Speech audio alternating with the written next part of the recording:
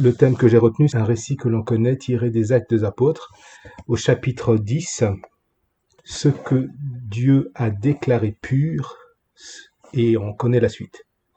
Mais je m'arrête juste à cela. Ce que Dieu a déclaré pur. Et on fera quelques lectures pour voir, mais déjà pour rappeler un peu le contexte, c'est l'apôtre Pierre qui est là, dans un temps de prière, et là il va avoir une vision, il va avoir plusieurs choses qui vont se passer devant lui, il va voir une table qui va être dressée, et avec des animaux, et là, le Seigneur va lui demander de faire quelque chose. Et on va lire ensemble, à partir du verset 13. Donc on est dans Actes, chapitre 10, à partir du verset 13. Et voici ce qui est écrit. Et une voix lui dit, « Lève-toi, Pierre, tue et mange. » Pierre dit, « Non, Seigneur, je n'ai jamais rien mangé de souillé, ni d'impur. » Et pour la seconde fois, la voix se fit entendre et lui dit, « Ce que Dieu a déclaré pur, ne le regarde pas comme souillé. » Ce que Dieu a déclaré pur, ne le regarde pas comme souillé. Oui, Pierre, serviteur de Dieu, il est dans un moment de prière et il voit cette vision. Mais voilà, dans ce moment de prière, on peut être surpris parce que finalement, il va résister à Dieu. Le Seigneur lui demande de faire quelque chose et il résiste. Et c'est comme s'il s'oppose à Dieu. Et ça peut être paradoxal, c'est un moment de prière. Normalement, on aurait pu penser que logiquement, il est en communion avec le Seigneur, et donc il fait ce que le Seigneur lui demande de faire. Mais il s'oppose. Pourquoi ? Et on va comprendre, on va voir que le regard de Pierre était différent du regard de Dieu. Et on va voir 4 choses qui vont montrer que finalement, Pierre, il voit les choses d'une certaine manière et Dieu voit les choses d'une autre manière. Son regard va être différent. Et ce que Dieu a déclaré, et lui, il ne le voit pas. La première chose, c'est dans le temps. C'est-à-dire dans le moment qui est en train de se passer, dans la situation présente. Pierre, il voit les choses d'une certaine manière et Dieu voit les choses d'une autre manière. Je précise les choses. Qu'est-ce qui se passe ? Pierre était encore dans le passé, c'est-à-dire il était encore sous la loi, c'est-à-dire il considérait encore que ces aliments-là étaient souillés. C'était le temps dans lequel il se trouvait. Mais ce n'était plus maintenant ce temps pour Dieu. Pourquoi ? Parce que, entre-temps, il y avait eu l'œuvre de Jésus. Il y avait eu Jésus qui est venu, qui a accompli son œuvre, qui est mort sur la croix et qui nous a fait rentrer dans la nouvelle alliance, qui nous a fait rentrer dans ce temps de grâce. Il y avait eu l'accomplissement de la loi au travers de Jésus. Et le salut des hommes avait été fait au travers de l'œuvre de Jésus. Nous sommes maintenant sous le temps de la grâce. Le temps de la grâce pour tous les hommes. Et maintenant, on n'est plus sous la circoncision de la chair, mais on est sur la circoncision du cœur. Pierre n'était pas sur le même moment, sur le même temps que le Seigneur. Pierre était encore resté sous la loi. Et peut-être que le Seigneur veut dire à quelqu'un, ne reste pas sous la loi. Qu'est-ce que cela veut dire, rester sous la loi ? Rester sous la loi, c'est considérer les œuvres, ce que je fais. Voilà, non. Le Seigneur nous dit de rentrer sous la grâce. Ouais, ne reste pas sous la loi. Considère cette nouvelle dimension, ce nouveau temps dans lequel le Seigneur nous a mis. Nous sommes maintenant sous le temps de la grâce. Considérez les choses selon le Seigneur. Et je crois que c'est la première chose, le temps. Mais le temps nous parle également d'une autre chose. Le temps nous parle d'un moment précis. Pierre était en décalage avec Dieu. Et je crois que on peut rater ces moments précis que Dieu veut nous faire vivre, ces temps particuliers. Ne pas rater le temps de Dieu. Je crois que Dieu a des temps particuliers pour lesquels il veut accomplir ses projets dans nos vies. Oui, des temps où il va accomplir ses projets. Et voici ce qui s'est passé avec Samuel, pour bien comprendre, et on va voir l'exemple de Samuel, quand Samuel va être appelé au service de Dieu. On connaît le prophète Samuel.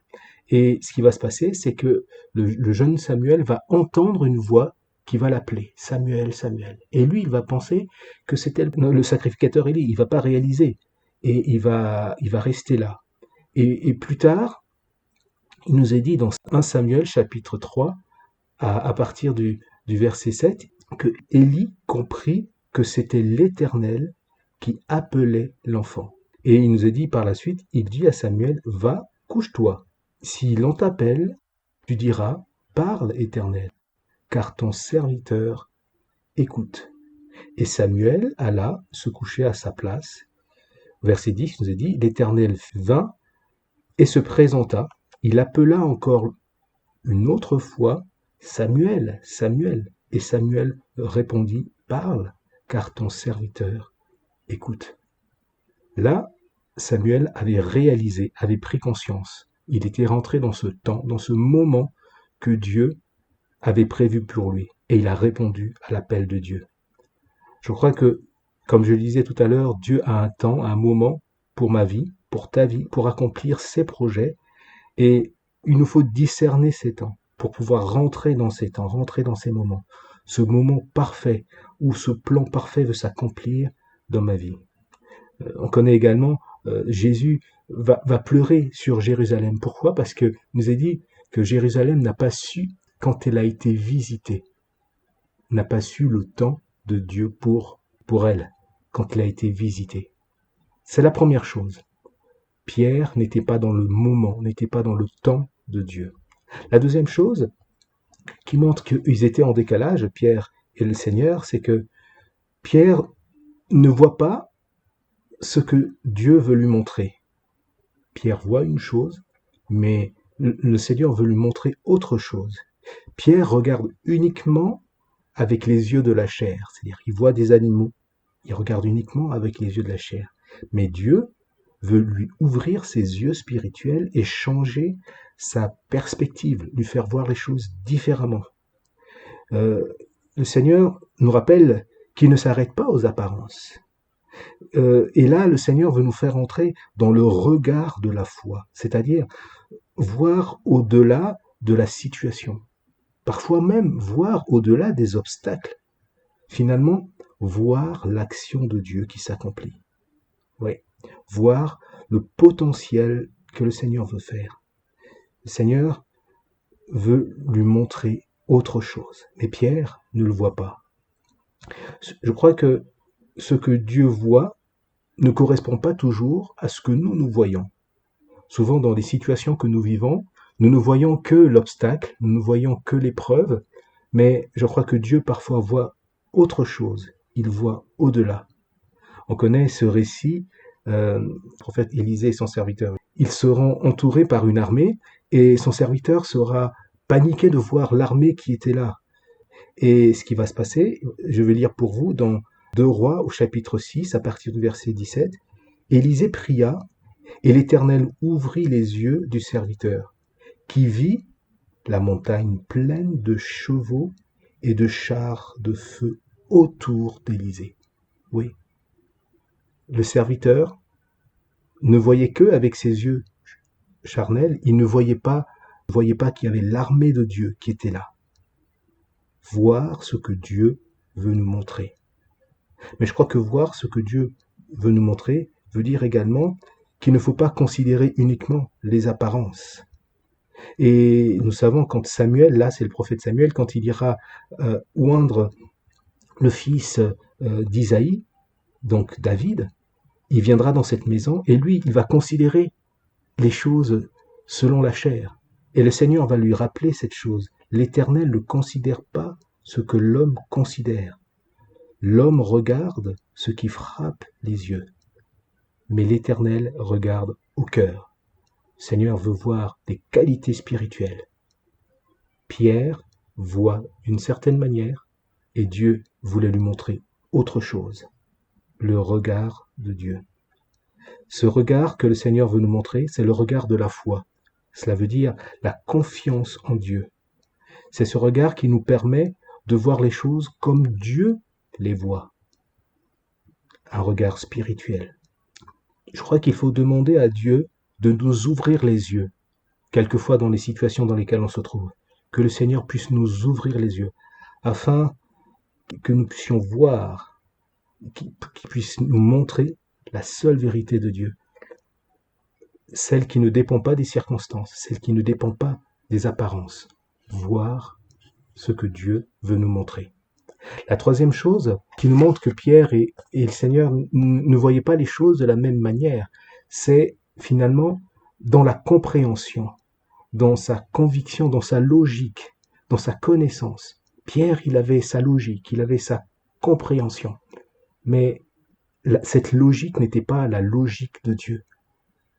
Pierre ne voyait pas les choses comme Dieu, au niveau de la logique. C'est-à-dire que l'analyse de Pierre, elle était liée à son enseignement. Il était juif, il était religieux au départ.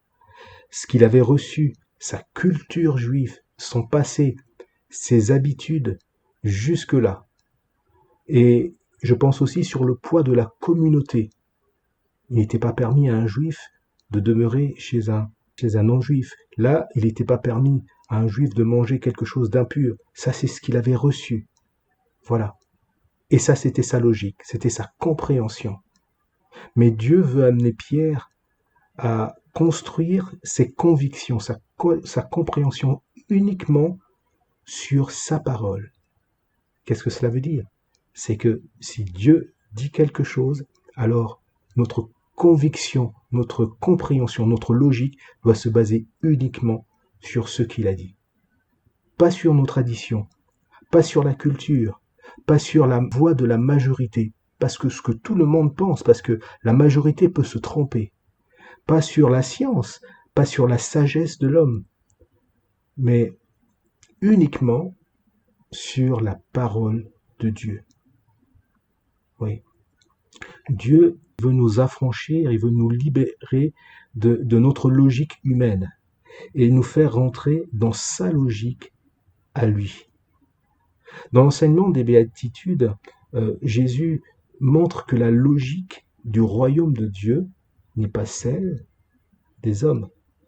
Quand on lit dans Matthieu chapitre 5, verset 3, il nous est dit « Heureux les pauvres en esprit, car le royaume des cieux est à eux. Heureux les affligés, car ils seront consolés. » Et on peut continuer cette liste. Et finalement, dans ce que le Seigneur va dire, il va appeler heureux ceux qui ne le sont pas selon la logique humaine, mais ils sont heureux dans le royaume des cieux. Oui, la logique de l'homme et la logique de Dieu est différente. Pour Dieu, parfois, il faudrait voir Dieu, il considère nos difficultés comme finalement une opportunité pour manifester sa gloire. Moi, je ne vois que la difficulté. Dieu voit une situation où il veut intervenir. Jésus va dire au sujet de la maladie de Lazare, il dira, cette maladie n'est point à la mort, mais elle est à la gloire de Dieu, afin que le Fils de Dieu soit glorifié par elle. Les hommes ne voyaient que la maladie. Les sœurs de Lazare ne vont voir que leur frère mort. Mais Jésus y voyait beaucoup, il voyait différemment. Oui. Dieu ne regarde pas aux apparences, c'est ce qu'on a vu tout à l'heure. Il regarde au cœur. Ça, c'est la logique de l'homme voit les apparences, mais la logique de Dieu voit les qualités spirituelles. Regarde au cœur. Là encore, une autre notion, c'est que Dieu n'est jamais en retard. Dans la logique de l'homme, parfois, les choses tardent à venir, mais Dieu n'est jamais en retard. Il nous est dit, il fait toutes choses bonnes en son temps. Dieu n'est jamais en retard. Nous avons besoin de discerner la logique de Dieu, de comprendre cette logique. Et c'est par la foi et en nous soumettant à sa parole que nous pouvons recevoir cela. Si je résume un peu ce que je viens de dire, finalement, Pierre, comme je disais, il va avoir un décalage entre ce que Dieu veut lui montrer et ce que lui, il voit. On l'a vu, il était en décalage par rapport au temps, au moment qui était en train de se passer. Il était en décalage avec Dieu par rapport à ce que Dieu voulait lui montrer, ce que lui, il voyait. On vient de voir, il était en décalage avec Dieu par rapport à la logique. Sa logique était en décalage avec Dieu. Finalement, nous avons besoin de discerner. Discerner. On va lire dans Actes chapitre 10, on va lire à partir du verset 28. Voici ce qui est écrit. Vous savez, leur dit-il, c'est Pierre qui parle, qu'il est défendu à un juif de se lier avec un étranger ou d'entrer chez lui. Mais Dieu m'a appris à ne regarder aucun homme comme souillé et impur. C'est pourquoi je n'ai pas eu d'objection à venir puisque vous m'avez appelé. Je vous demande donc pour quel motif vous m'avez envoyé chercher. C'est Pierre qui parle. Il est en train de parler à Corneille. Il vient de rentrer dans sa maison. Et là, Corneille va lui expliquer tout le déroulement, comment l'ange va venir et va lui demander d'aller chercher Pierre. Et là, Pierre, plus loin au verset 34, va réaliser cela, va prendre conscience. Il nous est dit, alors Pierre, ouvrant la bouche, dit, en vérité, je reconnais que Dieu ne fait acception de personne. Je reconnais que Dieu ne fait acception de personne. Oui, Pierre vient de comprendre. Pierre vient de réaliser. Finalement, il rejoint le Seigneur. Pierre rentre dans le moment de Dieu.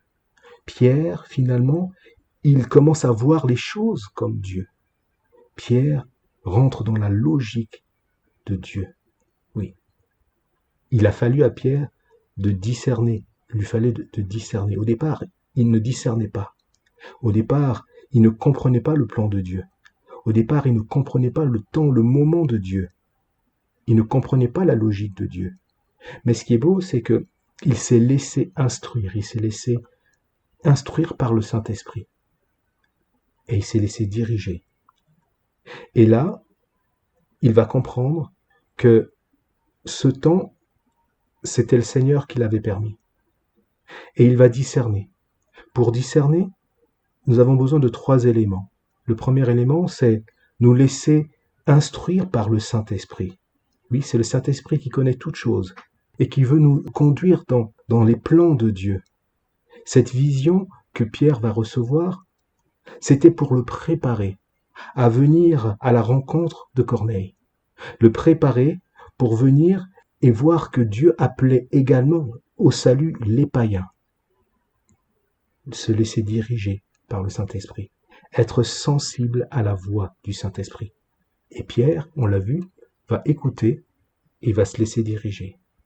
Mais la deuxième chose pour pouvoir discerner, c'est finalement recevoir la parole de Dieu. La parole de Dieu, elle est infaillible. Dieu ne se contredit jamais. Elle est au-dessus de toute chose, on l'a vu tout à l'heure.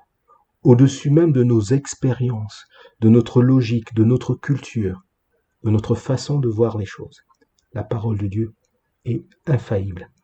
Et Pierre va recevoir la parole, il va l'écouter. Pour discerner, nous devons recevoir la parole.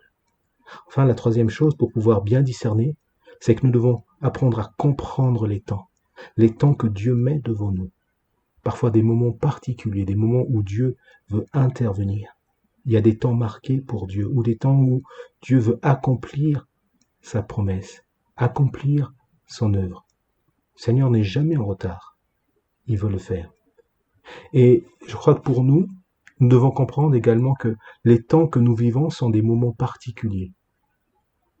Des temps difficiles, certes, mais je crois également que ce sont des temps où le Seigneur veut encore agir, où, comme je l'ai déjà dit, il veut se servir de son Église pour être là et annoncer et présenter ce salut. Là où les hommes sont dans la détresse, les hommes sont finalement sans espérance, mais le Seigneur veut nous utiliser pour que nous puissions être là et prendre conscience que ce sont des moments où Dieu est là, il intervient, il s'occupe de ses enfants, il se manifeste encore, il agit encore. Apprendre à discerner. Jérémie dira au chapitre 20, verset 7, je dis juste la première partie du verset, Il nous a dit, tu m'as persuadé et je me suis laissé persuader. Que nous puissions vraiment nous laisser persuader par le Seigneur. Nous laisser enseigner par le Seigneur. Oui, nous laisser enseigner par le Seigneur. Je termine avec ce dernier verset qu'on a lu. Il nous est dit, alors Pierre, ouvrant la bouche, dit, en vérité, je reconnais que Dieu ne fait point acception de personne. Mais je m'arrête sur ce terme, je reconnais. Reconnaître. Se laisser finalement rejoindre le Seigneur. Rejoindre le Seigneur dans sa logique. Rejoindre le Seigneur dans ce qu'il veut nous montrer. Voir les choses comme lui, il les voit. Pas juste voir la difficulté. Pas juste voir l'épreuve. Mais voir que le Seigneur est présent. Voir les choses dans sa manière de faire. Rejoindre le Seigneur. Rejoindre le Seigneur dans sa logique. Ce que Dieu a déclaré pur, ne le regarde pas comme souillé.